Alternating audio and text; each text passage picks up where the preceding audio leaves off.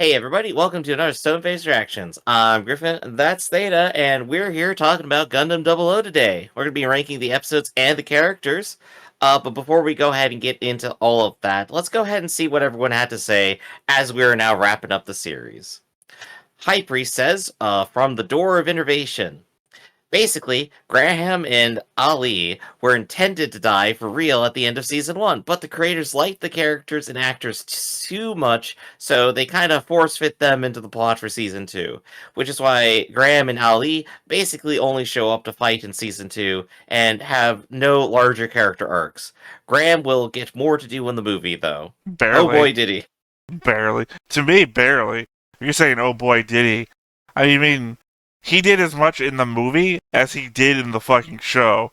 Which is to say, showed up at random.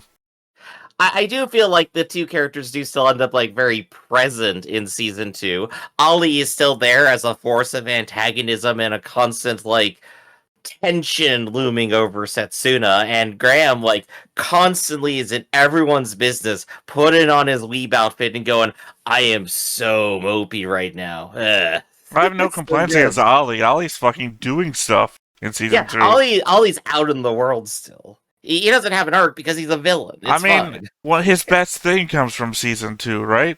It's exactly what you What you think. think? Yeah. Yeah. Uh, It's Still, Graham I that gets shortchanged. He's the first fucking guy you see in the show. And throughout the show, he's just randomly showing up. I think you and I here can show that we definitely agree with the series creators. We just like these guys too much. The characters and the actors pull it off great too. Like I love them. So, with our two favorite characters just suddenly revealed. Well, here's the thing. Griff says that. Griff doesn't know the results of the character survey. I guess a little foreshadowing here before we get there. We each individually took a survey of my creation to rank all of the characters, and we just added them up, kind of like we did with the Witch from Mercury ones. So, Griff doesn't know the results yet of the test he took. I It's feel like I'm doing mystery. one of those 1990s like infomercial, like the taste tests. Griff doesn't know if what he drank was Pepsi or Coke. Let's see what he thinks. Tastes like Sprite for some reason. That wasn't even on the options. But next comment is from Log A Long from the Door of Innovation. No, you're right. They completely forgot about Graham. He was supposed to appear more, but, well, not enough episodes. Graham basically became a weeb. At least he did better in the movie, though he does care about the state of the world to an extent. He's just mad his flag career and pride was trashed. I must just be completely forgetting Graham's massive extent of shit that he does in the movie, because to me, it's just at the very end where he sacrifices to make an opening for Setsuna, and that was it. That's all I really remember. Uh, I remember a lot of other stuff from the movie because there was so much going on. I'm saying for Graham. Yeah. Specifically For for Graham Graham. specifically, I don't even remember. The world was being invaded by aliens. Yeah, right there at the end, where Graham and his little group of people make an opening for Setsuna, and that was it. Graham does a lot more in the movie, everybody says. Well, clearly not in my memory. Was not an important factor. I remember Billy's girlfriend more than I do Graham. Probably for the point, though. It's probably why she was there. 70Q says in response to For the Future, the uncle engineer wasn't familiar with Trans Am, which can be compared to the inefficiency of humans trying to reverse engineer a UFO. He's more like a constructor who assembles Gundams using the provided manuals and existing GN drive. Nonetheless, he's quite talented to be able to create such advanced weapons. Once again, this is where I have to step in. Specifically, for the limited amount of Gundam 00F that I've read, Ian helped design the Gundams. He has helped design multiple generations of the Gundams. He's not putting them together from like a manual. He's like, what would be better? Let me try to upgrade these things. He's making them. I think we once made a comparison to like planes and WEP, where like you can choose to like to push your engine beyond actual limits because it's made to like sustain itself at lower rates. The engineer going, no, it's operating exactly as it should, and there's nothing weird here. Why would you possibly push more through it and then have it collapse a minute later? That doesn't sound great. So I could see even if he knew it existed and everything, he would go, why would you choose to do this and then use up all the fuel when you could have it run forever? I'm just saying, he both comes off as a guy that doesn't know how anything works, and is also introduced as a character that helped design the entire thing. I guess with most smart characters in any media, they're only as smart as the person writing them. I mean, we also don't know We got exactly. plenty of his genius elsewhere, at least. And I say we, I mean you and me, not we, the viewers, because obviously a lot of you out there have read all the manga and the light novels or whatever else exists. Me and Griff obviously do not know to what extent Scheinberg had in designing first generation Gundams, Mhm. from which Yin and a few other people, sorry, her name's not coming to my head, Farrachet's leader, had in design. You don't know her, Griff. She's a double OF character. It's why I said Yeah. her name's not coming to my head. Chal? Was that her name? I'm gonna say Chal. Sorry, they had like music note kind of, or music based kind of names for some reason. Some of them, obviously not their pilot. Anyway, let's move on. All right. 70Q says, from Flower of Life. To put it simply, the red GN drives are merely replicas. Even though they've managed to reverse engineer the Trans Am system, they're still far from matching the Meister's original drive. In theory, they're just expelling all of their particle reserves from the start, which pales in comparison to the output of the original version. Remember, the red drives don't replenish much and always require recharging. However, it's worth noting that none of the crucial characters died. The plot gets a bit awkward when we delve deeper into the discussion, but I can forgive it since it's mainly a plot-related issue. If they had introduced more regular army members joining Celestial Being and had them serve as casualties when Ribbon unleashed a surprise Tramzam missile card, it would have smoothed things over nicely.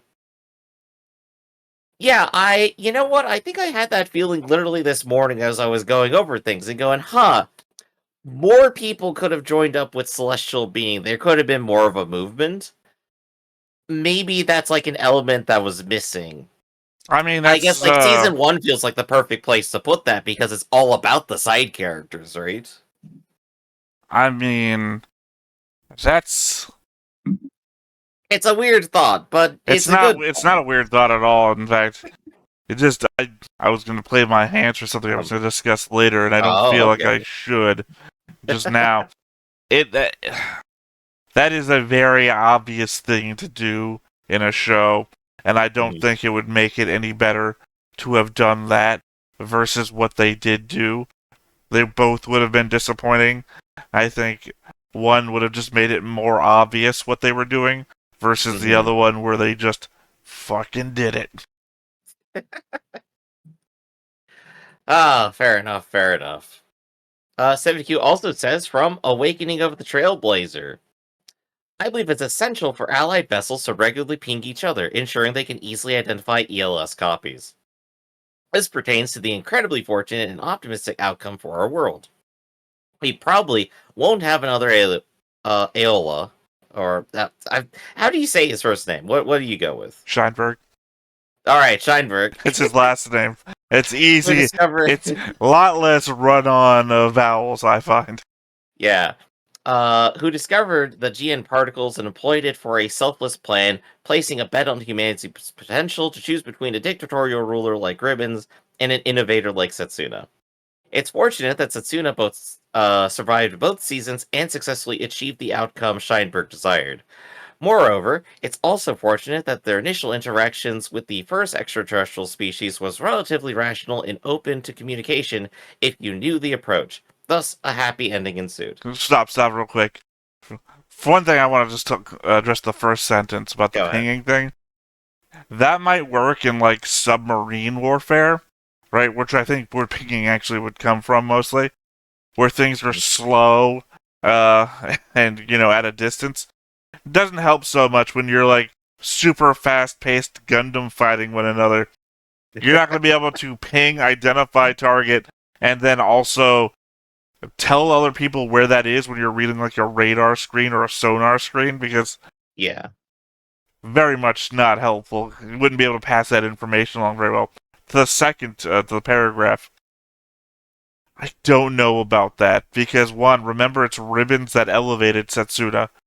If it Mhm. was really dictatorial rule versus innovator rule, one, Ribbons is an innovator. two, two, if Ribbons was like him or me, he could have killed him as a child instead of pulling him up from his bootstraps.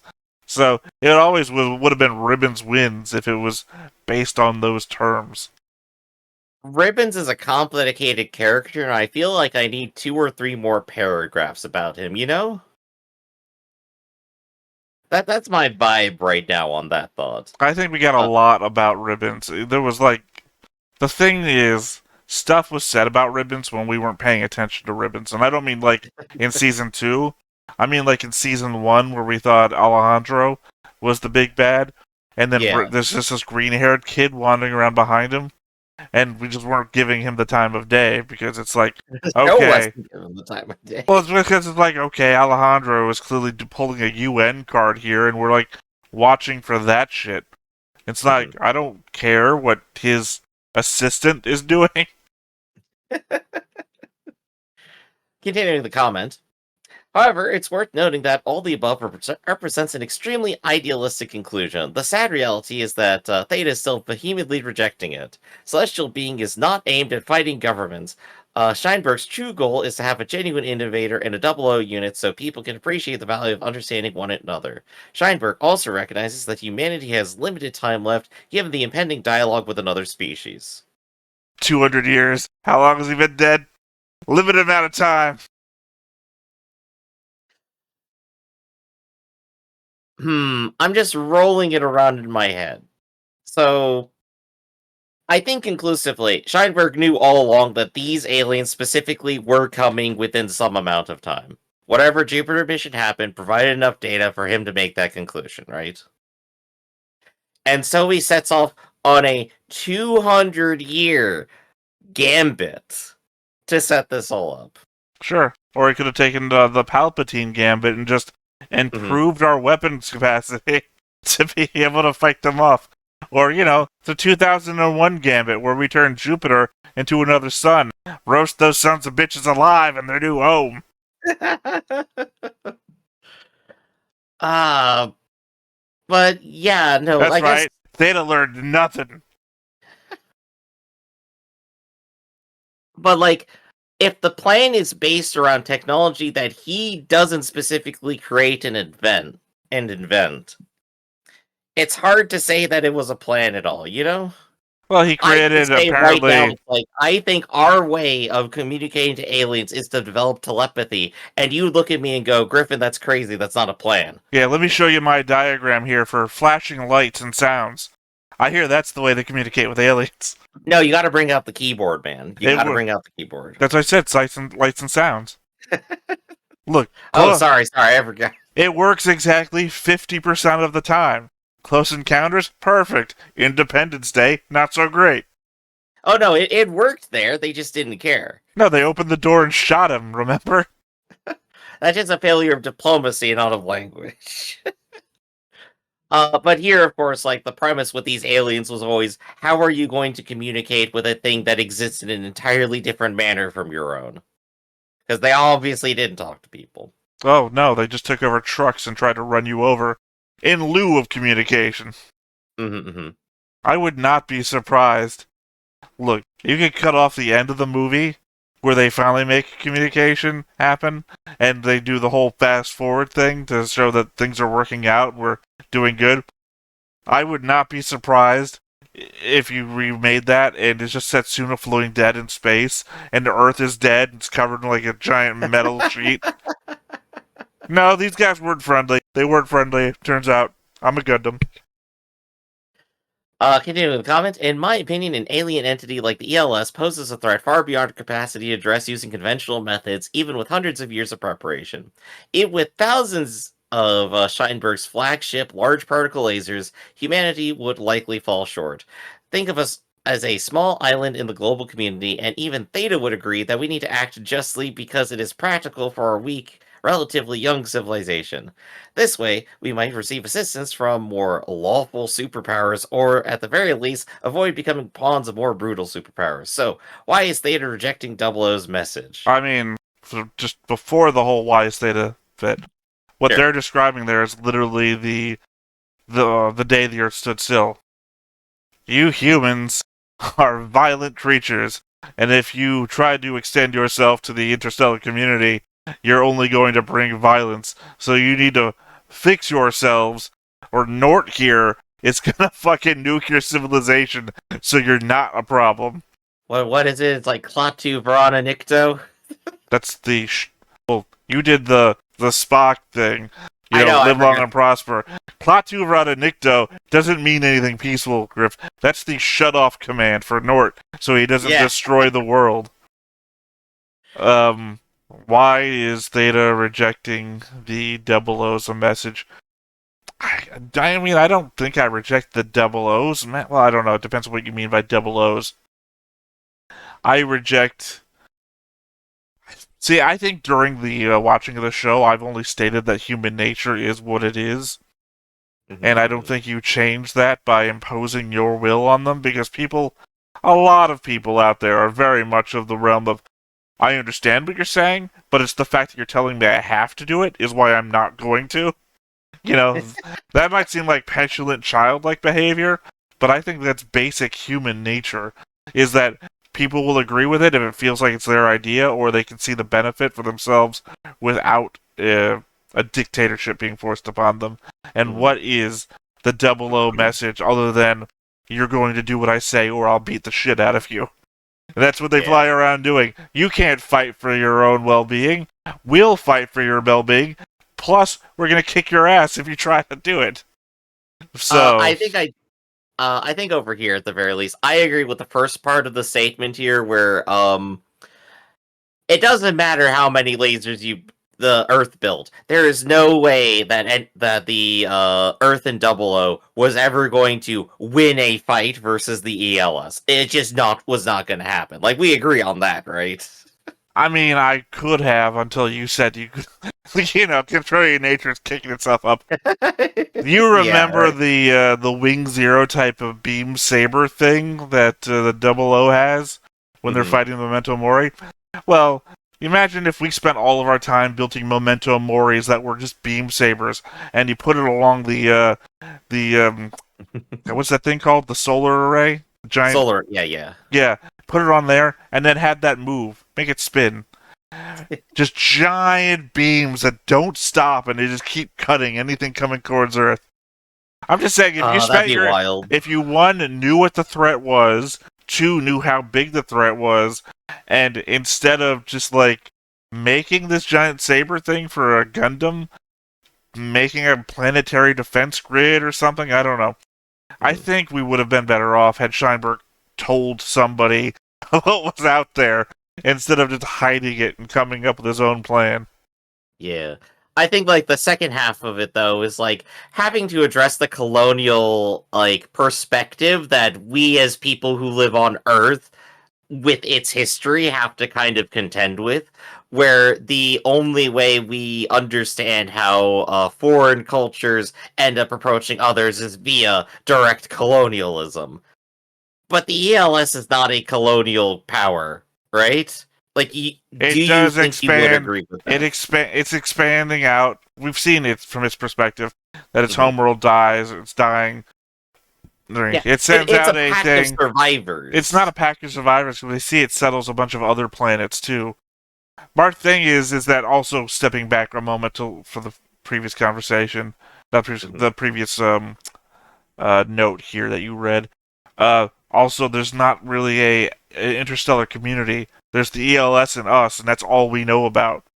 Well, So, it's a concept that there could be more of them out there. There could be other powers out there. They could also be colonial, but like, isn't that a human perspective on what these powers are supposed to be like? If they're alien, are they going to be human like well, colonials? here's the thing, Griff, is that I'm not a diplomat, right? I'm not. I know you're My job isn't to figure out how aliens might think and to be able to negotiate with them, because pointedly, they dropped bits of themselves on Earth, formed into trucks, tried to kill people, took over Mhm, dead bodies, and the dead bodies tried to kill people. What do mhm. they think they're doing, right? Do they Yeah. think they're communicating? Does hitting somebody with a truck, hello, we're here, is taking over the dead body of the civilization that you've encountered and then killing people with their dead corpses? What do they think is going on? I think we can at least agree, Theta, I'm assigning you to the defensive Earth, and I'll go to the diplomatic corps. I think that's probably for the best. Well, I'm just saying. It's obviously we're gonna come to blows then because you're gonna be like You're gonna be the the. general on the horn. We're just like, blow up the aliens, launch the nuke." Well, I think it's a reasonable response when they're one taking over technology, raising our dead, which has got to be horrible to your family members. I mean, and they're also everything that they did was hostile. It wasn't until someone made psychic contact and they saw that they were victims of something, just nature. They were victims of nature, but Mhm. that doesn't excuse what they've done. So let's go ahead and continue with the comment here, which says, however, I understand that Theta's perspective is genuinely his own. So let's leave this matter for future Scheinberg to address in our world, jokingly. By the way, I've noticed a similar conflict in Armored Core 6. In that setting, they've discovered a type of plasma-like particle called coral that can inhabit data and consciousness, all while human nature's darker aspects lead to endless conflict. Consequently, most of the endings of that world are filled with suffering and far from ideal. I believe Theta might appreciate the world of Armored Core 6, and I enjoy both narratives, especially the realism and quality of the latter. Damn, I gotta go play Armored Core 6 at some point. I think I've last played Armored Core 2. Was like on a Mhm. PlayStation, like PlayStation 2 or Yeah, something like yeah. that. Yeah, Yeah, that's what that I would don't be. even know what the story of the game was. I was just too invested in making my own thing, you know? Yeah, you're gonna love Armored Core 6 because you still get to do that. I It's don't know. I great. probably won't play it. It doesn't look like my kind of thing. But I mean, In go ahead. sorry. Okay. In conclusion, if we as humans can transcend our limitations of our physical bodies and communicate with only true intentions, we can turn all conflicts into opportunities for growth. The root of many problems lie in our ability to lie and conceal our true motives. I mean, I like Babylon 5, one of the pre. It's not even the season ending. It's the one where a guy in a future Earth is like recording all of our past history, and you see us Mhm, jumping from era to era, and it just ends with that guy turning into like energy and flying off because we're now the new Vorlons or something. mhm.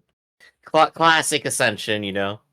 Well, yeah, I mean, Uh, even Star Trek. I don't know why my voice went high pitched there for a second. Yeah, I mean that's classic. The Orangans, I think they are. Star Trek, the ones that impose the neutral zone, or no, they enforce the treaty that stops the Klingons and the Federation from fighting for a long time. huh. I don't remember that at all. But It then was again, a that might be like original. more original series. It was Yeah. an original series episode where the Klingons and the Federation go down to one planet with these people that look somewhat primitive, and they're like, we can use this planet as like a staging area for our war. And it turns out that these people are literally just energy beings that are just walking around in human shape just to accommodate these people. And they're like, you guys are like bringing war to fucking everywhere. We're not gonna have that. You guys are gonna do what we say, or we're gonna wipe you all out. Gosh, now I have Star Trek thoughts, but think about double O thoughts here. So, like, just to address the final bit of the comment here, I think I am on properly record for saying communication can solve most problems if you just talk about it more and are actually upfront about what's going on. But there is a secret second half to it, and that's that someone has to actually give a shit. If there's not any kind of empathy in there, then all the communication in the world does not matter. Yeah. Diplomacy tends to come about when you don't think you could win. Hmm. If you think you can win with minimal losses, you're just gonna fucking roll in there. See Russia via Georgia, right? I think there was like at least one general recently, like in the last decade, I think, who was talking about like the State Department for the US, and they're just like, the State Department, the guys who actually do diplomacy, gets about 10 times more effective per dollar than a direct military effort because talking to people is really effective and comparatively cheap. Yeah, if you can get what you want with. Oh, I'm sorry, I was gonna agree with you for a second, but then I just realized the Defense Department doesn't fucking care about the cost of shit. They can't. They don't even keep track of how much money they spend or where. They've got a budget. They try and keep the budget as much as they can, and otherwise the money just fucking goes missing. They don't keep track. So yeah, We don't even keep track of our bases, man. while you say what you say is true for somebody who's not somebody for a country that's not the United States and doesn't have all the money that we have, that would be true. The perfect expenditure of resources would be the one where you get exactly what you want for the least amount of cost. However, we live in a society that doesn't give a fuck. Once again, if you don't give a shit about who you're talking to, and you can just get it anyway, you're gonna get it. Ah, that's the colonial nature speaking again. Well, But we live in a human world, Griff, and human beings, despite being elevated by technology, haven't changed in the last 1,000 years. then I shall become more than human. But next comment first. Luis Felipe says, for the future. Great point about the fights. Most of them, especially the large-scale space battles, don't matter aside from the did we win angle. The duel against Mr. Weeb was supposed to be different, but the lack of build-up and little fanfare in the resolution makes it feel unimportant. What are your thoughts? That's what I said. We're just straight up in agreement. It's like, they are great spectacle. I think the series actually does get better at spectacle as it goes along. Do you think you agree with that? But it doesn't add in more of that emotional In impact to the some fight ways, as it makes and them not cooler. others. Fair, fair. However, I still at least liked Graham finally getting a fight versus Setsuna, and it did matter. They never Exactly mattered. as that Not story should end, honestly. none of them have mattered. Hmm. Graham had a better fight against the Thrones than he did Setsuna, Oh yeah. because at least it sort of mattered. Right, right. And our last comment here for the moment is from High Priest for the future. I wish they spent more time developing Felt's burgeoning crush on Setsuna. They shared one close scene at the end of last season after Lock-On died, and then she gave him the flower here. I always thought Felt was a better match for Setsuna than Marina. I feel like Marina just reminds Setsuna of his mother. She superimposed on her in some of Setsuna's flashbacks, and they share the same voice actor. Whereas Felt, being interested in Setsuna, feels more like a sign of Setsuna's character growth. In the first season, Felt had a little crush on OG Lock-On, so now she's got a thing for Setsuna, kind of speaks to the fact that Setsuna is becoming more and more like OG Lock-On, someone who the entire group looks up to, and the de facto leader of the Meisters. A shocking statement right there. You might say that Felt represents the future that Setsuna claims he's looking towards, while Marina represents his past. Alright, two quick interjections. Go for it. One, the whole someone the entire group looks up as the de facto leader of the Meisters. I read something other than this that I had asked you specifically off camera. Who do you think the leader of the Meisters were? And even you didn't say Lock-On then. So just having this is also a shocker. It's like, Lock-On? All right, well, I can whatever. agree to the first half of like the group looks up to Lock-On because he is the coolest guy on the set. I mean, I would have said Sumeragi, but whatever. I mean, Sumeragi and Lock-On are definitely the most human characters out of like the primary crew, aside from like the secondary crew, which are really normal people. Well, I don't think you have to be human to be the leader of the group. They're the True, most true. adult, and one of them literally comes up with the plans and then tells everyone what to do. I think the person telling everyone what to do seems more like the leader. Anyway, the other thing, I don't know how Felt having a crush on Setsuna is Setsuna's character development. That's literally feels like Felt's character development. Somebody having a crush on you is literally the writer saying, I have a hard on for Setsuna. I need a character in the show to express my hard on for Setsuna. Now. I think there's a fair point in here that you can represent a character's growth by how others see them, what is reflected to other characters. And if a character says, I like these qualities, I like the go getter, adult person in the room, and this person is becoming more like that, then I like that person more. That is a perfectly understandable transitive property. Yes, well, maybe. Maybe, but But I I also say it doesn't express how that character has grown, other than to say this character is expressing themselves growing. This is Felt expressing her moving on from Lock On. This isn't Felt expressing how much Setsuna has grown. there's a missing half to the relationship. I'll give it to you that. Felt is done dirty, but I do agree with the first part of the comment that Felt makes way more sense as burgeoning romantic interest than Marina does.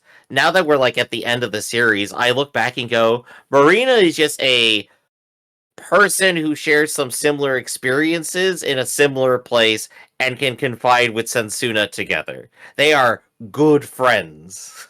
Two things. One, And it they doesn't need to they have anything don't more. they do not share similar experiences. One of them is a princess, and the other is a childhood soldier. Two, Marina's family ordered the assault on Setsuna's home and destroyed it, wiped it from the map. But my point being here is that I think Marina's a better fit than Felt. Uh, Okay. Specifically because they have this sort of a shared heritage in that Hmm. they come from the same region and they have experienced people of their own type. I know that's probably. I'm not trying to lock off cultural similarness to each itself. I'm just saying that people with more stuff in common tend to get along better. I know they say opposites attract, but In I that mean, case, I'd say Felt, who is actively on the same mission as Sasuna, has more in common than Marina. not really. Uh, Setsuna's Marina is gone. ideologically You see gotta through, let I me mean. counterpoint before you try to hit me back. For So, sure. uh, Setsuna's gone out to actively help Marina with her own affairs in her country. So, in the realm of being on the same mission, she has been on the same mission, involved as much in the same mission as Felt has been. I mean, she's been on the ground. Felt hasn't. Mm. That's fair, that's fair. But I think let's go ahead and wrap up the romance bubble and start talking about the episodes. So, So I win. That's what I hear. you got the last word, that's all. Well, I'll Uh, always get my last word. I have editing privilege. So, there are 2 seasons of Double to go through, and we have each chosen our 5 top episodes. So, we're going to go ahead and go down the list and talk about briefly why we think those are the episodes we enjoyed the most. So, Theta, I imagine you want me to go first, right? Sure, why not? Let's go ahead and do it. My number 5 pick is Season 1, Episode 22, Trans Am, where Setsuna is now Gundam. Didn't make my list.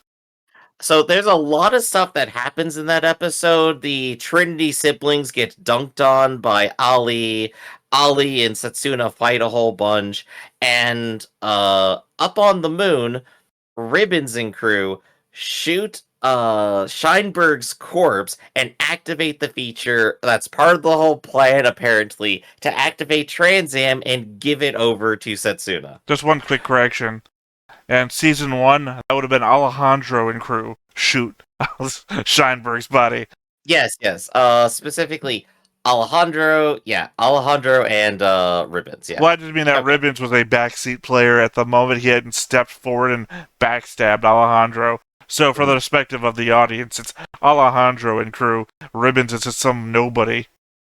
Right. I like the episode because at least there's a lot of really funny stuff happening there. The shooting Scheinberg's corpse, which is Cryo saved on the move, is positively hilarious to me.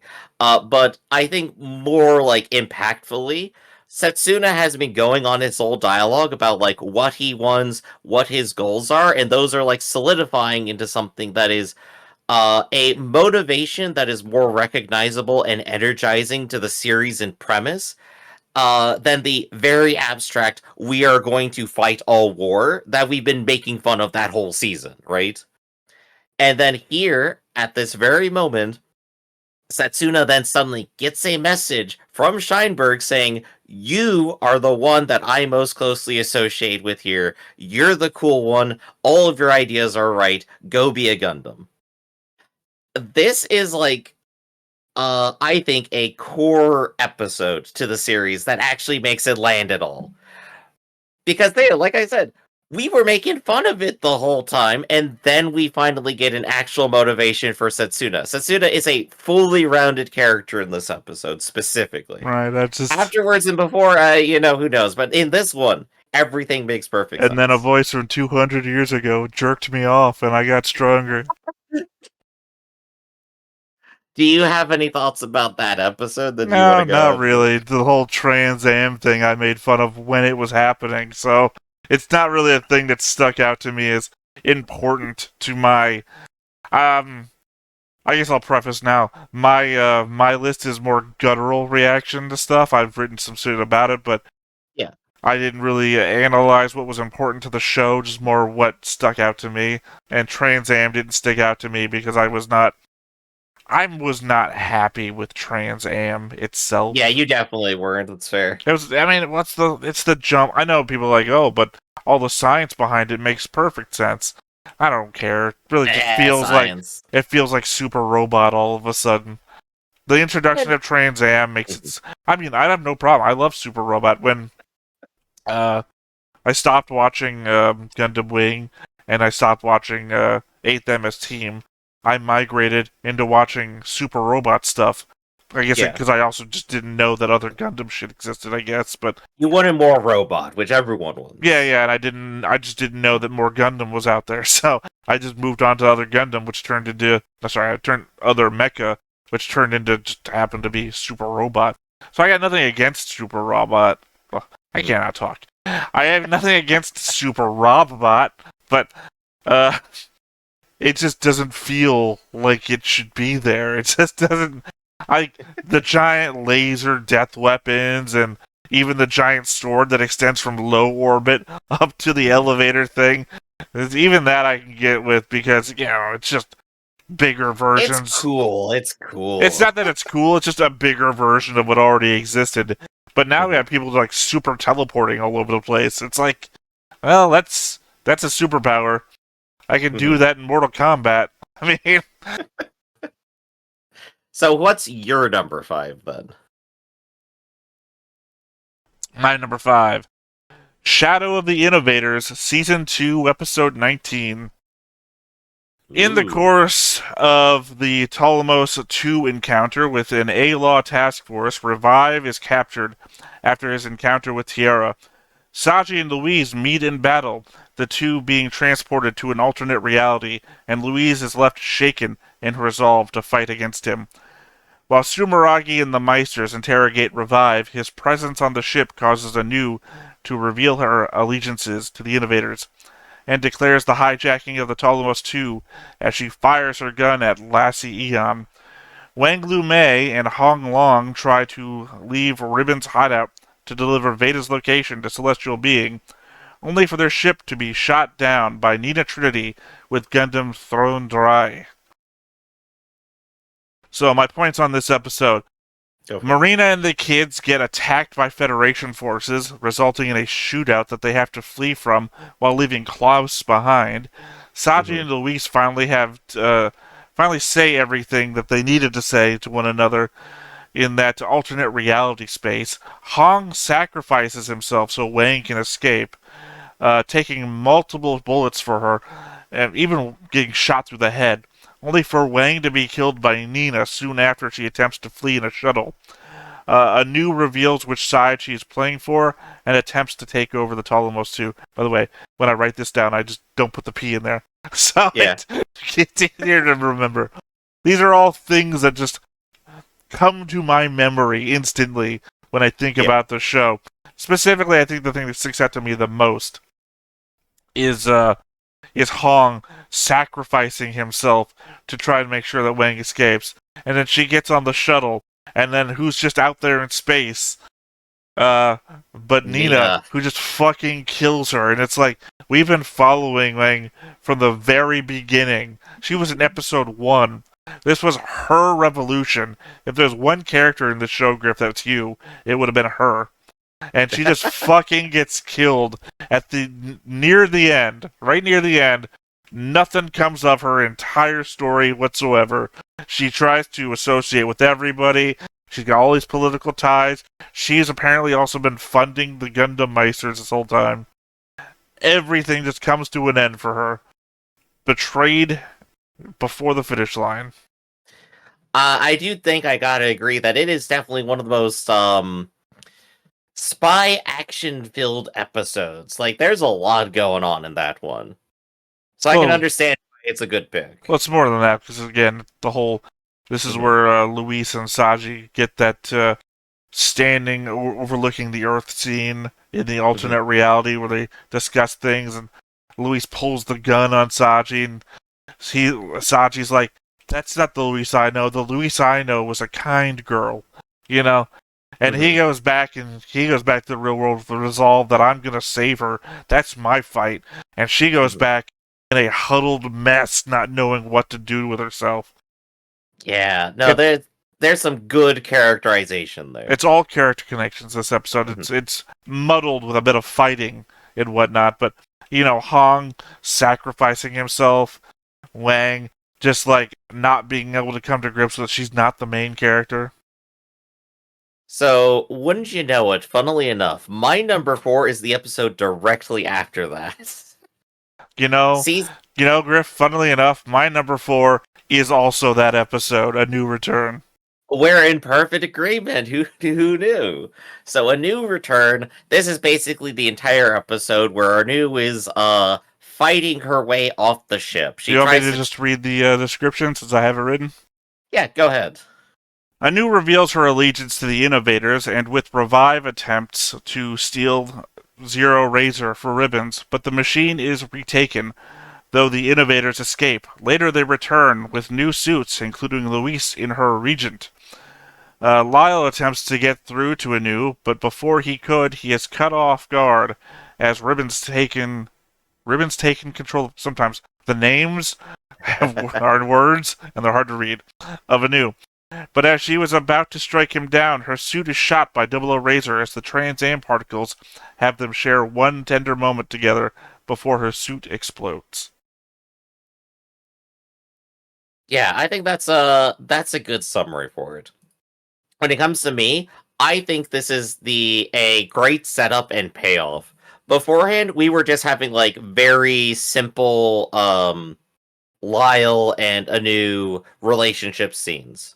And that was just setting up the background. But this is like an entire setup and payoff on its own. We get the full blast of the relationship, and we get like a really touching conclusion to it too. I think when it comes to like individual character episodes for these two, this is succinctly perfect in and of itself. All the interesting wild stuff happened the episode before, and so we're just kind of writing out the consequences from there. Again, So we don't have to worry about any of that. We get in direct characters only. for me, it was all about the whole Lyle Anu thing right at the very end. Mhm. Everything before that was a bit I don't really don't really give a shit about most of this, but then, the whole weird connecting thing, and then, whew, who goes flying past, but Setsuna fucking kills Anu. It's like, okay. And then, of course, I have like a note in my own summary here. Like at the very end, lock on like beating up Setsuna and then collapsing in grief. It's just like we watched that. It just went, yeah, no, all of these emotions are 100% understandable. I don't think anyone on the ship can blame him. Yeah. Any episode This that is ends with Setsuna getting the shit beaten out of him is just a plus. hey, there you go. You get everything you want. So that was my number 4 and your number 4. What's your number 3? Oh, you go to yours first. Sure. Let's go ahead. I gotta like scroll around and find it. Here we go. Stop the World, Season 1, Episode 23. This is the one where Lock-On dies. I'm just sorry. I almost spit up a little bit there because when I was looking at other people's top 10 lists, that's like commonly the number one thing. And I think I told you before, I was looking at other people's lists and then just disagreeing with them. So the fact that it made your top 5 is funny to me. So let's quickly go through the debrief here, where Alejandro Corner, after setting off Scheinberg's trap, becomes enraged at how Scheinberg outsmarted him even in death. The Talmos crew finish repairing the dynamis, pick up the GN arms. The crew discuss Tramzan's system, noting the extreme boost in performance only lasts for a short time and drains GN particles in the process.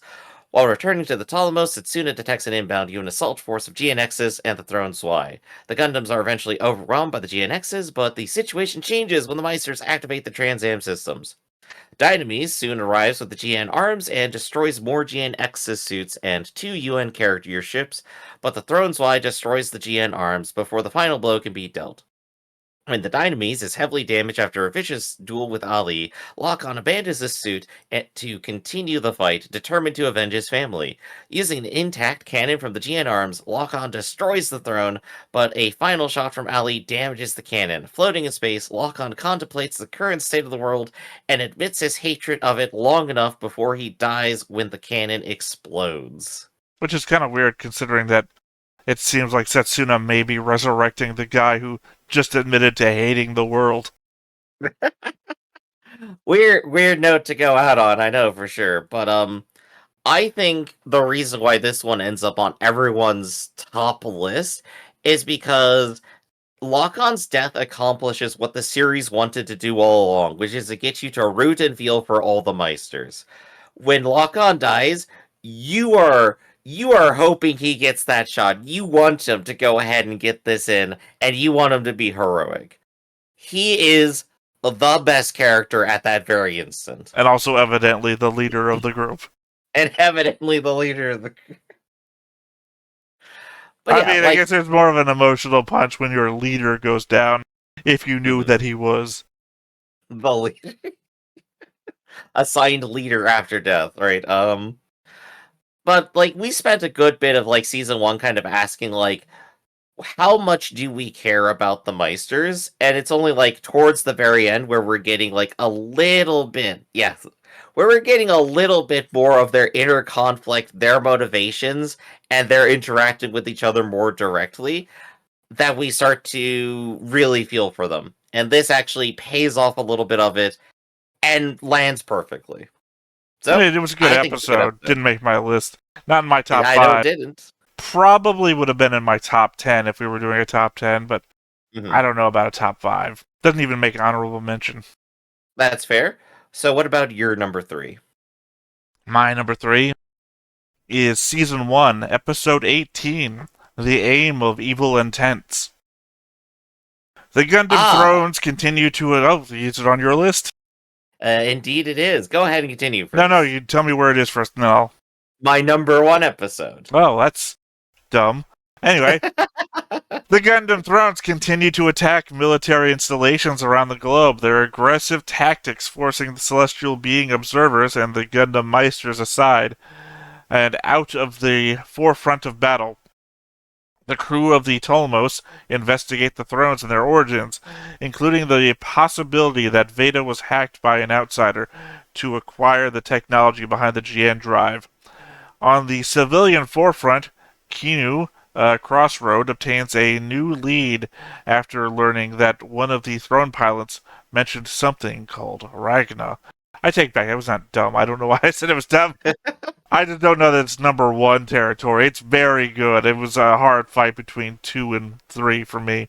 This is the episode where the Thrones attack the party Luis is at, killing her family and setting Setsuna off on a collision course with them. The Uh-huh. episode ends with Saji coming to Luis in the hospital, where she tells him that she can't wear his ring, showing off her amputated arm. Pointedly, not the episode where he learns that her arm can't be regenerated. This is just more so an emotional gut punch that he saved up all that money for the engagement ring and she can no longer wear it. Right. Yeah, it's a perfect note. Go ahead and give your thoughts real quick. Why is this one the great one for you? I just did. Oh, okay. I told you I went So one gut more than anything, so I didn't have a lot to write down. that's fair. So why this one is a really great one for me here is that this episode I think changed how we felt about the show's willingness to change things up, like to actually like affect the world and kill someone or do something like that. Because we were in utter shock, especially about the Saji Louis relationship right there. The very end of it, which is utter, oh my gosh, they did that. They made it the most traumatic, horrible thing possible to these two lovely characters that we've been following for 18 episodes as our favorite part of the series. It hits perfectly, and it very much goes over like the main thing Gundam wants to hit. When you have a Gundam series, you want to hit why is war and all this fighting terrible? And here you go. This is the most horrible direct look at it the show gives. I would counter. You said it's the first time the show shows us it's willing to change things up. Well, I would say I did not think that at the time. And Mm-hmm. also, the show goes on for another uh, 7 episodes and then completely Uh-huh. reverses that. So, Yeah. changes course on the whole changing things up thing to, in fact, go to another season to reinvent the status quo.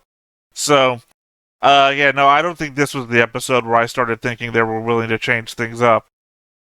I think I made it pretty clear what episode that one was. And Mhm. I think this hits more emotionally to my core because it was Yeah. Saji and Louise, uh, who were just. I mean, we constantly say that they're the civilian point of view, but for me, they were mostly just comedic things that we kept going back to, and then the show made them serious. It wasn't so much that the show Yeah. decided this was the moment where things are going to change up. It was more so, hey, the comedy relief just got fucking shot. They shot the clown. And it's like, whoa. That's why I If we started paying attention to Saji and Luis for more, for real. Because before that, it was just Saji's trying to impress my mother, and my mother's not impressed by a pizza delivery guy. And it was a lot of that. And now mom's dead. It's like what? What? Saji had hopes, and he was going to propose, and now she can't wear his ring because her arm's been blown off in the second explosion of the wedding. It's like, Jesus Christ. like you could make like a very concise 20-minute episode specifically just of Saji and Luis ending off on that final note, and it would have been perfect. You don't even need to explain the rest of the Gundam universe happening around them. Oh, you're talking about a Gundam show without Gundams in it. I That know, would we're be right back to insane. that again, huh? So that ended up being my number one and your number three. So this is your show now. No, you still have a number 2, don't you? That's right, I do. So it's your show still. Oh, well then. You go on to number 2, and then we'll skip your number 1. All right. So my number two here is Assault on Memento Mori, Season 2, Episode 13. It's Star Wars time, everybody. This is their trench run on the giant laser beam. It is as individually cool as it gets. I don't need to tell you what happens in there specifically because it's just one big long fight scene, but it is amazingly paced. The action is really involved. They're unlike like other space battles in the rest of the series, where it's very much like just a shrug, did they win? There's a lot of really good tension. There's a lot of like good little character moments in there that brings it all together into a really nice, fun fight to watch. It's not just a massive chaos on the screen. There is stuff happening in a very orderly manner to the viewer. I think you said it exactly. Was a bunch of massive chaos on the screen. And then you say, you're misquoting me. I believe you did say those words in that order. I said it was not just a massive chaos. Not even in my honorable mention. I mean, I don't know. Of course. I think given the amount of episodes that are kind of just like that, might not even make my top 10. Mhm. It is the best individual action episode. It certainly had the best music, I think. When they're charging, Oh hell yeah! when they were charging at the Memento Mori with their ship and they're like dodging all the blasts and seeing, are we just below the line where it's going to be able to shoot at us because it has an angle? The music that was playing, chef's kiss. But beyond that, it was no different than, say, season 2, episode 23, 24, where it's just giant, massive beams wiping out swaths of shit. It was that's just like normal Gundam fight right there. We're just like, yeah, we just exploded like the entire army with a single shot. What are you gonna do? Yeah, Memento Mori thing was just like that, except it was the Carthon fleet during that part. And also there was the your shields aren't going to be able to take many more shots. 10 minutes later, still taking shots. Shit you say isn't lining up with the action that you're showing me on the screen. I had arguments for those bits, and I think the best things in my top 5 are things where the stuff I didn't like tended to not stick with me or tended to not be arguable. Like, this is just pointless, but this other bit was so valuable that I kept it. That sort of thing. Alright, so now it's all your show. What's your number 2? My number 2 is Season 2, Episode 17, In the Midst of Scattered Light. Despite the best efforts of the 00 Razor to destroy the second Memento Mori, the beam fired from the badly damaged satellite weapon is still sufficient to severely damage the elevator. Pieces of falling structure begin devastating the surface below. The Gundam's efforts to destroy the falling debris are helped by the combined efforts of Maurice G. and Archer, Carathon, the Federation Army, and Katie's forces after a desperate plea for cooperation broadcast by Sumeragi from the Ptolemos II. In the aftermath, Andrei Smirnov unexpectedly slays Hank Hercule and soon associates his father Sergei with the coup d'etat attempt. Wishing to avenge his mother's death, Andrei destroys Sergei's unit as Marie arrives too late to interfere. My notes on this: we deal with Sergei's backstory, with his wife and his son having a stick up his ass for 14 years. A second Memento Mori threat appears and gets damaged by a Wing Zero style beam saber. The Memento Mori hits the AEU space elevator and it collapses, releasing all its plating to fall to Earth. The fighting around the elevator comes to a halt as all sides come together to try and save the people in danger by destroying the falling panels. And Sergei is killed by his asshole of a son. This would have been... I would have stopped the show here. This was a good ending point. Hey, look at this point where all of humanity came together for a common United good. Against Ribbons and the atrocity he just did. Yeah, right? Well, no, not Ribbons and the atrocity. Oh shit, we did something horrible. And then everybody that was there came together as a collective good of humanity and did their best to save everyone, right?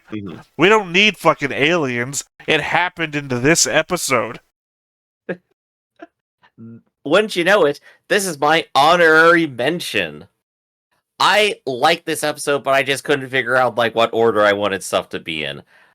I love Sergei. Sergei Smirnov, your favorite character, you said. Is one of my favorite characters. Already said it.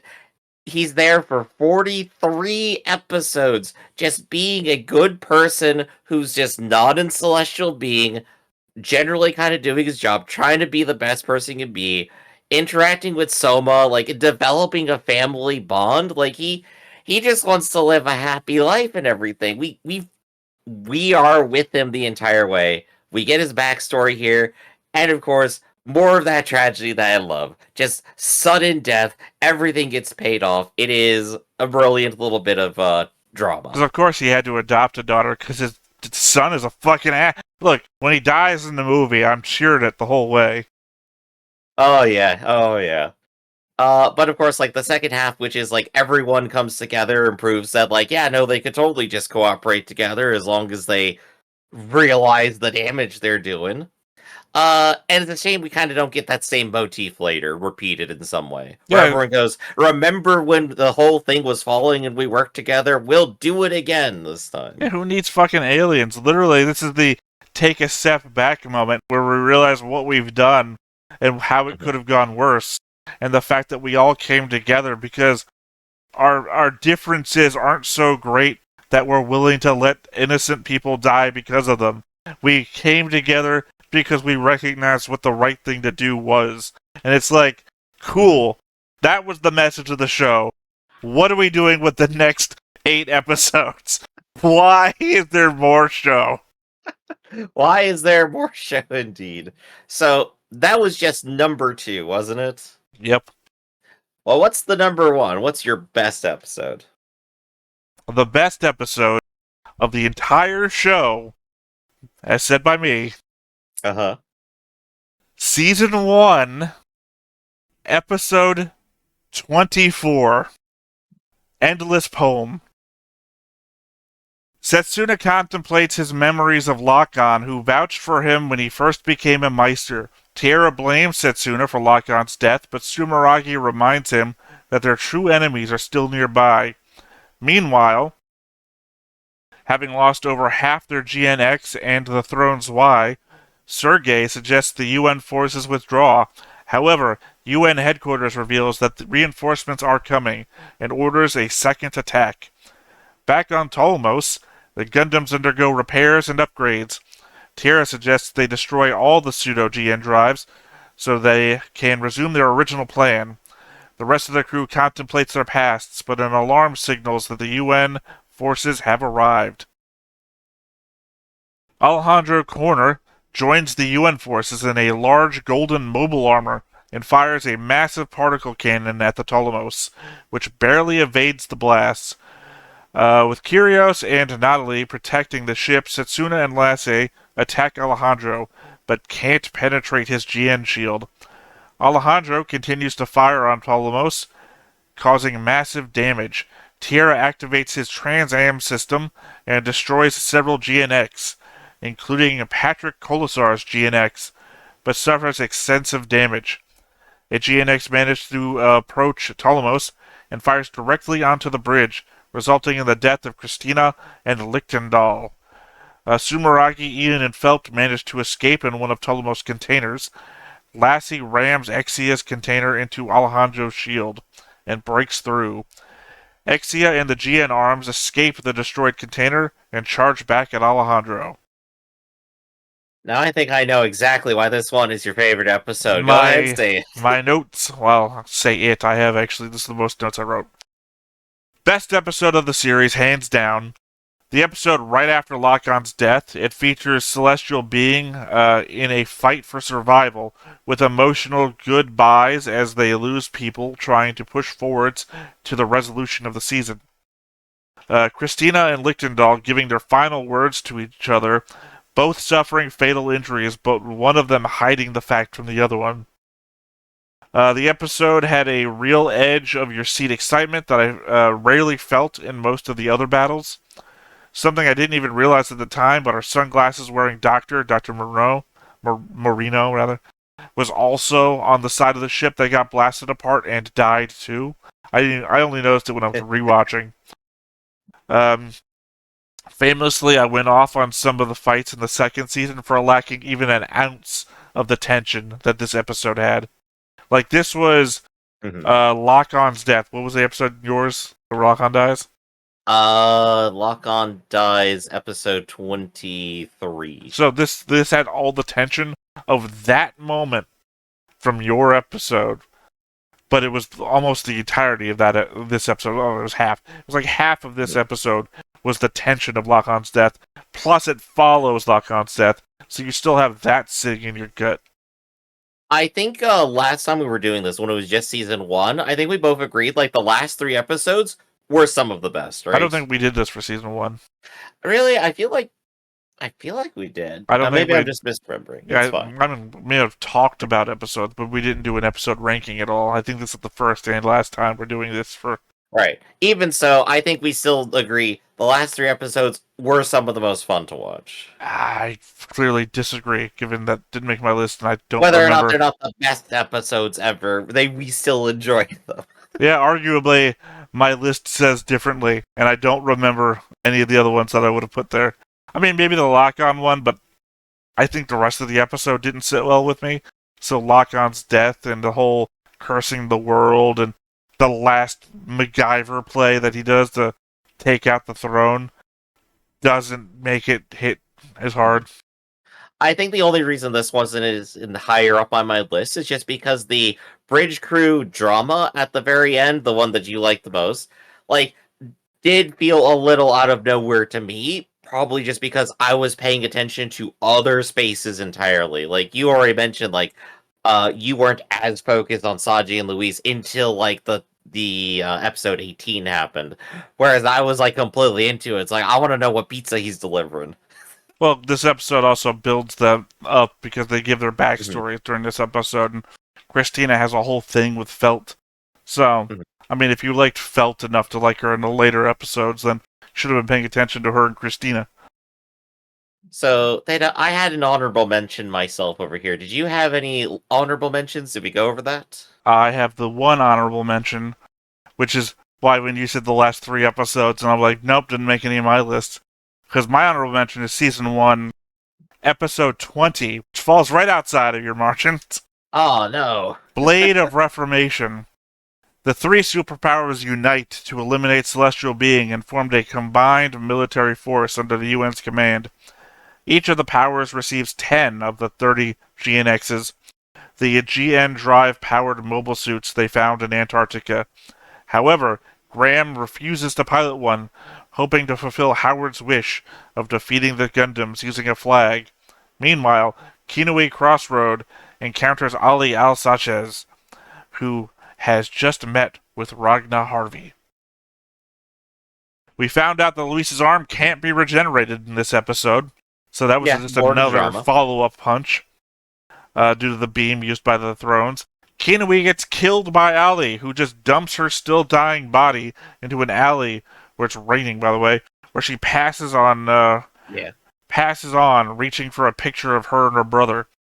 It also were the 30 GNX systems. Yeah, I already said that before. So, Yeah. yeah, this is the punch of Kinui dying. So, we have already got Yeah. the loss of Saji's plans for the future and Luis' mental torment. But then we get Saji's sister falling too. So there's a thought that's in my head that I think like we forgot to follow up on at some point. Early on, we were suspecting like, oh yeah, the red particles from these fake GN drives are going to cause some externality or something, where like the pilots start dying or like it's terrible for the environment or something, which doesn't really come to pass. We get this moment where it's like Luis cannot have her arm regenerate because of the weapon, and we're like, oh yeah, no, it's that thing we were saying. The particles, the fake GN drives, they're bad. But then not really. It doesn't really pop up any other time. We never get like that horror of wars that we created kind of moment after that. Because most of them are gone. There's Most only of them just blow up and then they can't be saved. Thrown Dry is the only thing left, and they keep that thing hidden away as a just a weapon to use. Again, it's my Well, top you still have like 5. all the ALOs afterwards and like the Federation stuff where they're using this thing, but I feel like it's a drop point, but like looking back, obviously, wouldn't have mattered that much. Maybe it could have like added a little bit more tension, but I feel like that's the point hope that I I make for most of the episodes that didn't make my top 5. had. Didn't matter that much. All right. So those are our top 5 episodes, Theta. Really, top We 6 if you get down to it, because we had honorable mentions. Kind of top 6, yeah. cheated our own system. So let's go ahead and go over the character listings. You have a nice big chart ready to go.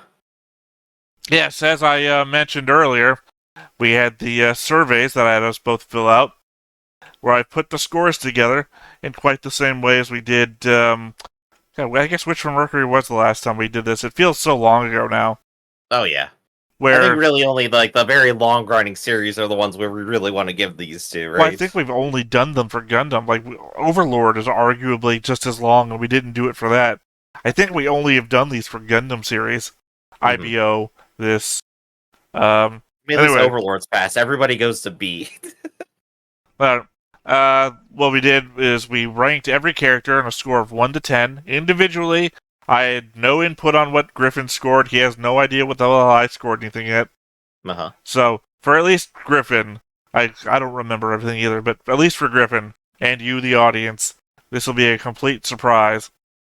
And of course, we take the additive numbers and we rank them like S is, I guess, anything that 18 to 20. So if I scored something at 9 and Griff scored something at 9, that's S tier character. And of course, an F tier character would be something like I scored something at 1 and Griff may have scored something at 3. That'd be a 4. That'd be an F tier character. And instead of going through one by one like we've done before, we're trying to wrap this up a little bit and save some time. So we're going to go row by row. And this is where I tell you, Griff, your lackadaisy approach of saying that everybody's mid has made it so there is no F tier characters. Gasp! There's no absolutely awful characters, at least on our list. Well, no, just according to you. You who would give a character you don't remember a 5 for some reason. Well, let's go ahead and see where people are and see if we agree or disagree. Well, I know we're going to disagree because I'm going to ask you who some of these people are, and you're going to tell me I don't know. That's okay, I got And my I'm cheat going to sheet get up. slightly angry. No, actually, I think I promised you I wasn't going to get angry. I think that's something we promised before. So here are our D rankers. Let me drag them up here. I start from the bottom. Okay. Yeah, I said that. Otherwise, people would see everybody above them, and there'd be no point in doing them in a row. Alright, so commentary for this list. I think the one that we agree on the most here is Scheinberg, right? What do you mean on this row? Yeah, on this row. I would say, yeah, maybe. I would say maybe, because I'm about to get angry again. Characters you ranked high and didn't know who the fuck they are. You know what? Instead of getting angry, I'm just going to do this one time. I'm going to do this one time, and then we can move past it. Griffin, sure.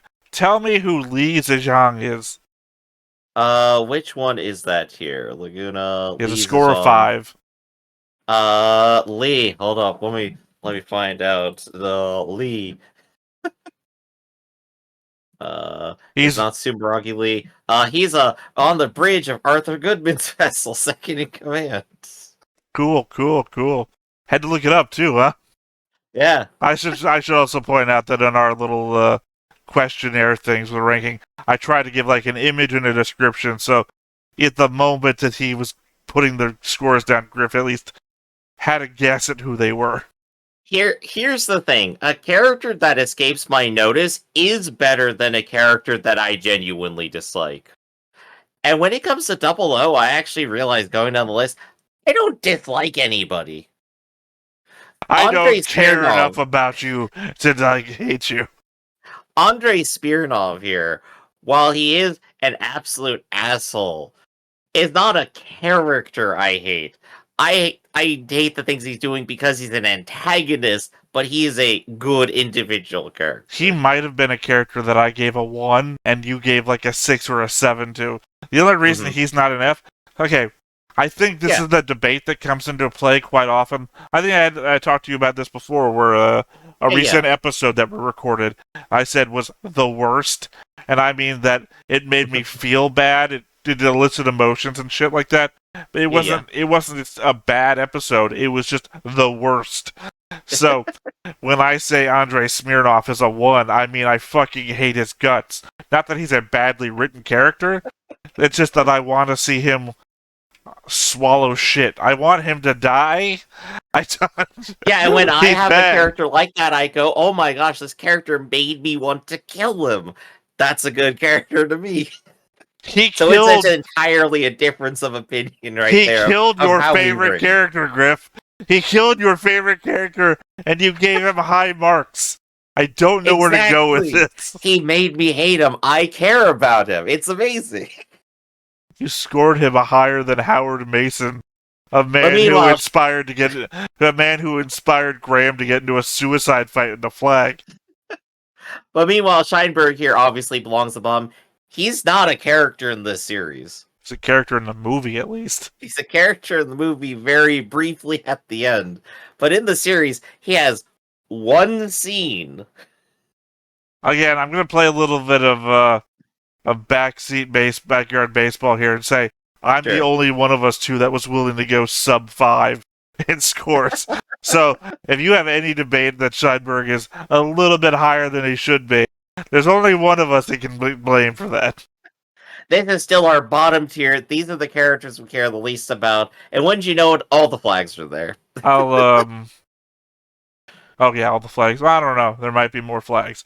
But I will also point out that if you scroll in, you can see what their scores are to see that they are ordered on the chart by at least score. I mean, double eights, like Andre, Daryl, and Joshua here. Mhm. They're equivalent. Just because Andre is closer to the front doesn't mean he's better. Yeah, right. We're not sorting same Yeah, levels. we weren't doing points like 8.1 or we weren't So I going think Olympic levels. so I think we got our feelings out about the lowest characters here. What about what's just above them? What's like barely average for us? So I gotta zoom out a bit. This is our actual medium middle of the road with the most people in it. Oh boy, let's see how far this goes. There's a fair few characters here. So let's see. Some of the later characters in the series are here, as well as some of the later deaths as well. Also, Setsuna, a mid-tier character if I ever saw one. So I think that's the one to focus on here, right? Setsuna There were a is lot of 11s. is supposedly our main character, the hero, amongst the rest of them, right? But he comes across as just too flat, right? We don't have as much investment into him. That's I think been he my still has good argument. character moments. Certainly been my argument that he's too flat. He's got good character moments. I liked his "I am Gundam" moment. Funny line, but actually really important. Very good. Great motivation. But like it feels like every time he takes a step forward to gain more characterization, he then steps back and withdraws back into a shell, and then we don't get anything. I think he could have used some more character change, not just growth. He should have actually changed somewhere as a character, in like how he interacts or portrays himself. My solo argument is that he should have become more human, and in fact, he takes steps away from becoming more human. He God. becomes literally. I don't know what his definition of Gundam is, but he certainly becomes more it. So here's our comparison, which we've also made, which is like compare him versus Hiro Yui and Mikazuki, right? All three of them are stoics who do not show emotions and do not really change their approach the entire series, right? Right? But Mikazuki is just a psychopath. We get him. He's at least doing things relevant to his motivation, and he declares what his motivation is. He cares most about Orga and doing what Orga says, because he's his friend, and that's all that matters. Cool. Makes sense. Good motivation. Hiro Yui, like 10 episodes in, causes a disaster and then spends the next 10 episodes specifically going, all right, I'm sorry. I fucked up. If you think me fucking up and killing your family is bad enough, just kill me now. That's fine. I am sticking to my guns as hard as possible on this. And he's got a character there. He's got a lot of stuff that he cares about. goes on to It's get hard for me married. to say what Setsuna cares about beyond being a Gundam. The hero goes on to get married. So Here, Hero's got a lot of things that he cares about. He just, again, bad at expressing it, which classic character trait for Gundam characters. But Theta, I just want to put it to you because you're the biggest critic. What things does Setsuna care about in what order? Like, just name like a top three. you're asking the wrong person. Exactly. What does he care about? See, the thing is, I know what he used to care about.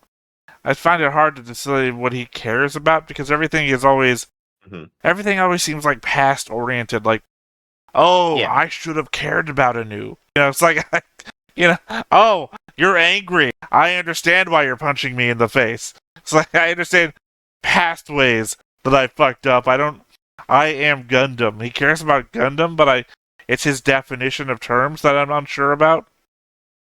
I think we also went ahead and I want to mentioned. make sure that nobody. He has like the Lloyd Forger thing going for him. I guess I don't want to make sure that nobody suffers the childhood that I had, sort of Oh yeah. thing. Yeah, and that's a good perspective, I think. There we go. We got two things he cares about. But he needed a second half, and he got that half during season 2 at the very least. That's Saji, which will probably be higher up on this list. Well, I mean, So, you don't see him yet, do you? Kind of well, informs you where he must be falling. it's got to be better off, right? So, do you have any more comments about C? Or are we going to go ahead and move Well, up? I mean, we got Hong here who sacrificed his life to save his family member Yeah, Hong. for 5 minutes. I think Hong gets like a last second like bump here just because of like how he ended up dying. He put all of his all into that last little couple bits of scene, but everything before that is just like, yeah, I'm a mysterious martial arts man. I'm a mysterious, unemotional person who Yeah, is surrounded by another girl all the time. It's kind of like this other guy who scares the same score as I do. yeah. Go figure. We scored them the same, right? So those are my thoughts right now. Uh, what's next? Here we go. We're getting into the meat of it here. Well, the meat of it was C. So, Well, well, we're getting into the good stuff. I mean.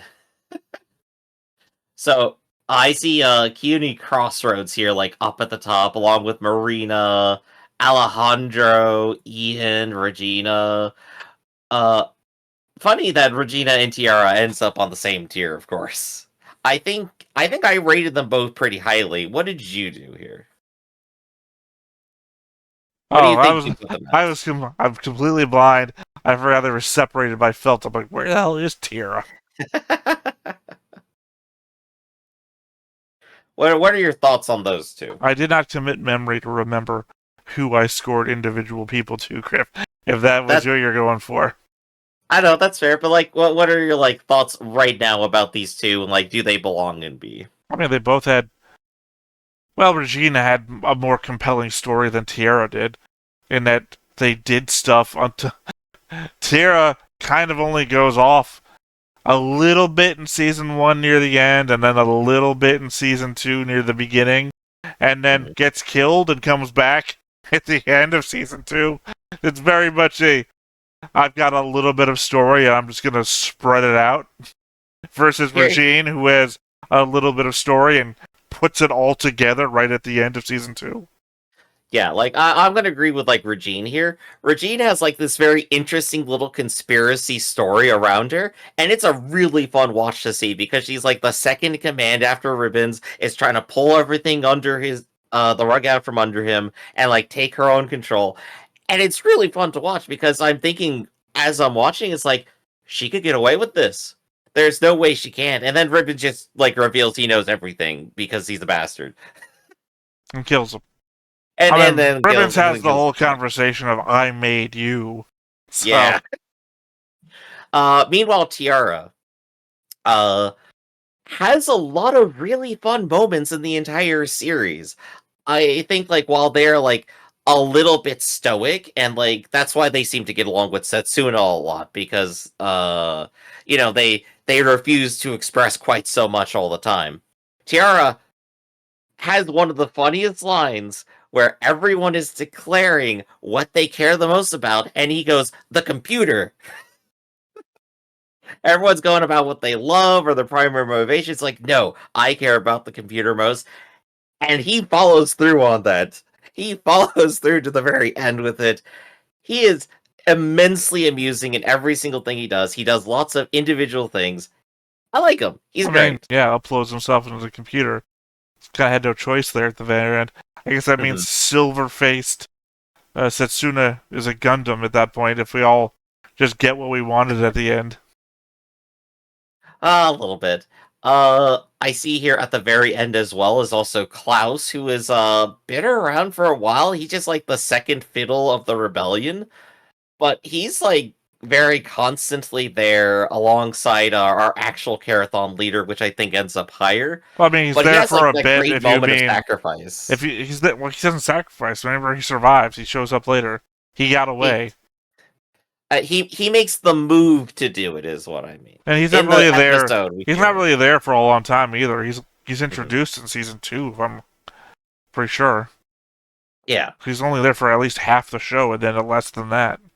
hmm Pretty sure But he's not let's. in the movie. I don't remember. So I mean, those are the ones I our wanted to movie pull. only guy is right here. Oh yeah, our movie only guy who's like so randomly cool. And then he just bites it. I'm just like, no, you're meant to be an antagonist. Show us, show us. I don't know why he says antagonist. He has antagonist energy. Like he's set up to like be a foil to different people. And he's set out and he merges with the EDF or whatever. ELS. Eh, ELS, thank you. It's some combination of letters. Um Just like and I'm every just other group in the show. The yeah, and I'm like, AU, the he's an actual innovator. He combines with them. Something special's about to happen, and then it just doesn't. I mean, I didn't get any antagonist energy from him. He was supposed to be the best of the best, and in his Well, first outing gets killed. I mean, he starts with his collar strapped on. He's hitting on the new girlfriend and everything, and causing strain with Billy. He's already set up as like being a force against the Gundam Meisters because he's the innovator that's on the Federation side and everything. He had a lot of potential, and I think that's why I liked him so much.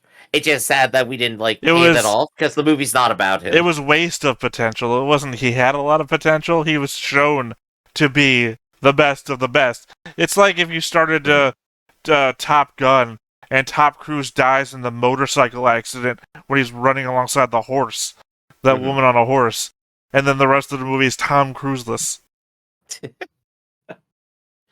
So, that's all that like sticks out to me. Anything else that sticks out to you? Going up to A, got it. Here we got the big winners right here. Big shout out to Haru who made it to A tier. Well, I think we have some debate here, given that it's any Haru, right? Doesn't have to be any specific Haru, and I gave props to Purple Evil Haru. Purple Evil Haru is great. The lock-on Harus are absolutely great. The Harus in the show, absolutely adorable. Love them. I don't know, they're a step down from Witch from Mercury Harus who say things just once. If we ever end up watching Siege, you're Just gonna get your once! fill of them. But we got like a lot of the other like high rank supporting characters here too, and basically the rest of the Gundam Meisters as well. Graham, of course, here is like near the top of A, just below Kati Mannequin. I mean, if you see, not all lock-ons are created equal. That is true. Lock On 2 is an A tier. Wonder where Lock On 1 is gonna end I up, guess to right? be fair, one of them was the leader of the group, apparently. Mhm. And Ribbons and Nina, of course, are up here in A. Um, do you have any comments on any of these on why they are not absolutely perfect for you? I mean, again, that depends on who voted on what, and I don't have that in the head right now. Who's to say that it wasn't one of yours that denoted somebody down a peg? You put the Haro at 10, but I put it at 5 or something. I mean, it's more likely like you put it at 8 and I put it at 7. You know that Right, sort of split. exactly. We're not always so divided. Yeah, my impression here is that we both think that these characters are great, but aren't the most perfect characters. Um, but I think it's fair to say every character up here in is one that we've already positively commented on before, right? I think we do have something positive to say about every single person on this one. I mean, I don't know. It's hard to say what you just said there because obviously, yeah, no, we've been shitting on them the whole time. Here they are at A tier. I don't know where you go with what you just said. I mean, I'm just trying to keep up the energy here, but if I'm just looking, trying to figure out like if we got any commentary here. I'm pretty sure I put Graham higher up though. I'm pretty sure he's one of my absolute favorites. Well, you put Graham exactly where you put him. Remember, this is a combination of our scores. Oh, yeah. I know. This is what I'm Oh, saying. Like, what are you Theta, saying that you put him Graham at 10 and I put him at 6? Is that what you're insinuating? I don't know, maybe. Look, there are characters that wind up exactly where they wind up, right? Like Setsuna is wherever the fuck he is, right? I guess. Andre is your definition of a good character, and I fucking hate him. So There you go. These are the ones we're more in agreement about. But Graham, I'm gonna miss Graham. You know. I'm sure there'll be plenty of characters in Gundam that appear important and then do jack shit. I'm I sure that need is more of his. a It's. classic trope. I don't give a shit about Graham for anything he actually does in the series. Forget all that noise. I want more weeb energy. Look, I need someone who goes to his office with a mask on and the most serious attitude possible, puts on his katana and goes, I am going to honorably fight. And is just so out of step with everyone else. I need someone as adorably weird as Graham. well, I mean, those are just Char clones, right? We had Little bit, what's little his bit. name in IBO? Starts with an M. McGillis. Yeah, McGillis in IBO, Prospero and Mhm. Witch from Mercury, Graham in Gundam 00. And now we're gonna be heading to UC, which is literal fucking Char. So Look, actual Char's got to end up at A because he's a sassy asshole. I love. I've seen enough already. don't be spoiling yourself for the show we haven't I've watched yet. seen memes, man. Come on. Stop watching memes. It's okay. I'm just here to laugh at you. All right. Last tier, S tier.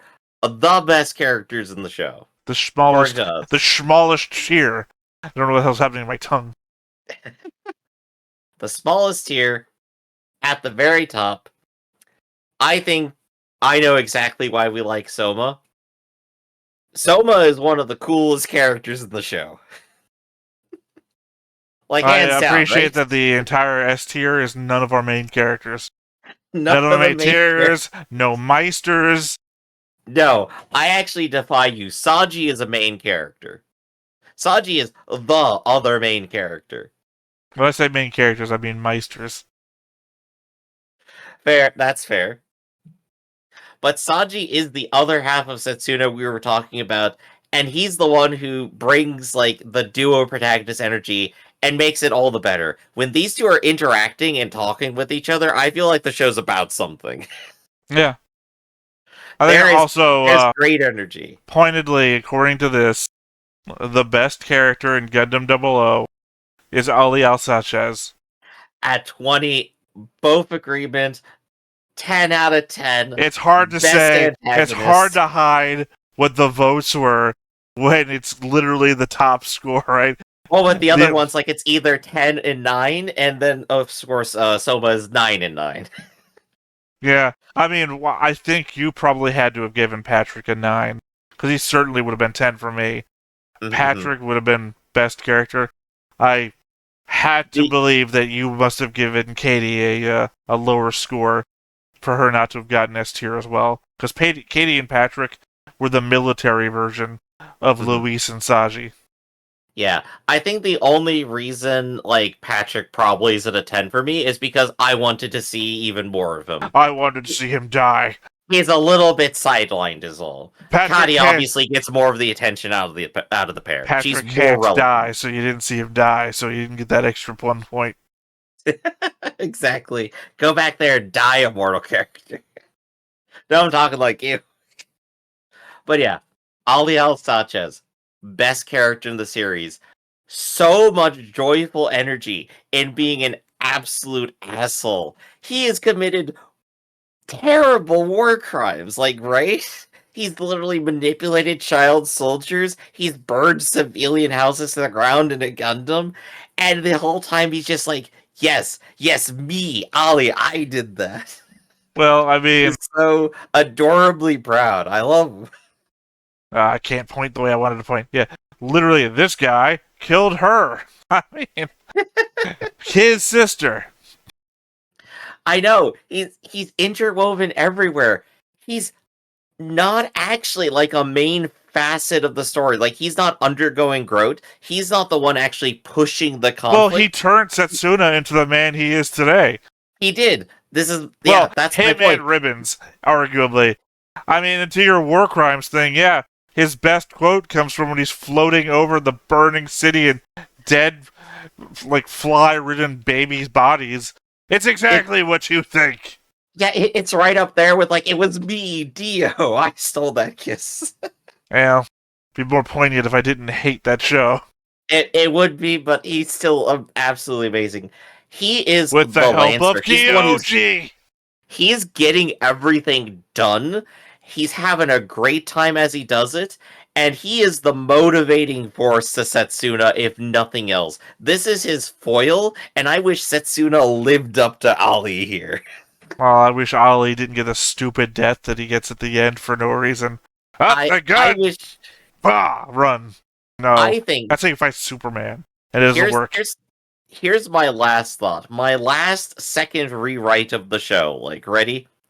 Ali and Setsuna end up like fighting in an exhausting duel to the death and stumble out of their Gundams as they are breaking down. Setsuna pulls out a knife and he has like he's on top of Ali and he's just like ready to try to stab him to death. And then he like goes back over his own motivations and what he wants to be, realizes, wait a second, I don't want to be like this. I want to end war. I don't want to be the hate and violence. And in this, of course, he's showing more emotions, the things that he's bottled up inside, the anger that leads to like all this trauma that he's like holding back. So he gets off of Ali, steps away. Ali is like, "Why'd you do that? I'm just shooting you in the back now." Because he's Ali, he's great. Setsuna just turns around, throws the knife once, and says, "And it's over." I Great. I And that's guess the end of the scene. if we're gonna do a my last rewrite is that we stop on the what was the episode I said where the shit's falling down from the elevator? Uh-huh. That's the everyone comes together thing, and then we realize what we have to come together to stop Ribbons. Except that Mhm. Ribbons is already dead. Ribbons hired Ali to be his point man. He stands around in the room with Ribbons with a gun. Ribbons fucking got shot in the head. And Ali has already planted explosives with all of his other innovator clone bodies. Those are fucking gone. Now Ali has a super weapon, and we spent our last 4 to 5 episodes. A whole world comes together to fight Ali, and he gets his over-the-top villain moments there with his giant asteroid base filled with laser weapons and super weapons and everything like that. And That is perfect. that's the final over-the-top Gundam. We gotta sell shit battle scenes, and it's just Ali giving one-liners left and right, to fill up the meme space, because it was Ali all along before Marvel hit it up with that whole thing. Yeah. I think that is absolutely perfect because it is absolutely in tune with Ollie's character because it's demonstrated and he says it out loud numerous times. All he cares about is fighting. He sees like everything looks like it's gonna end. If Ribbons wins, he's not gonna get to fight anymore. So he does that betrayal and gets exactly what he wants. One big massive fight versus the entire world. Him versus everybody. Why? Cause he's an asshole. Because it's exactly what you think. Uh So I think that wraps up our thoughts on Double O. We have gone through the series over like the last year here. It has been it's been a bit of a ride. And I'm never gonna forget Transgram. I will. Oh, I know I it's know been you a will. hilarious point of funny for you, but for me, it's just been you're just saying Trans Am, and I don't like Trans Am. I know. But memes aside, I think we still at least enjoyed watching our show, and we hope you all enjoyed watching with us. Right now, we're going to go ahead and wrap up. This has been Stoneface Reactions. I'm Griffin. That's Theta. We'll catch you next time. See you around. Hey everybody, thanks for watching another Stoneface Reactions. If you have an idea of another video we could go ahead and watch, go ahead and put it in the comments down below and we'll add it to the wheel. Be sure to like, comment, and subscribe and let us know what you thought about this video, what parts you liked. And until then, we'll see you next time. Is this too goofy?